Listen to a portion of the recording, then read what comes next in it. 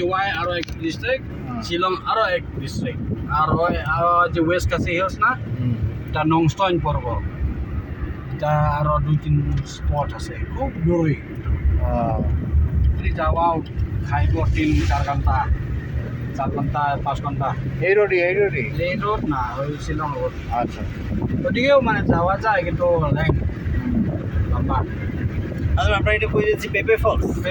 পেপে ফলস এখন লাইটপুর আছে না পেপে ফলস এখন লাগাও।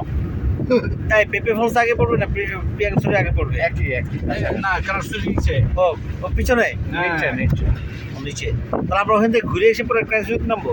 হ্যাঁ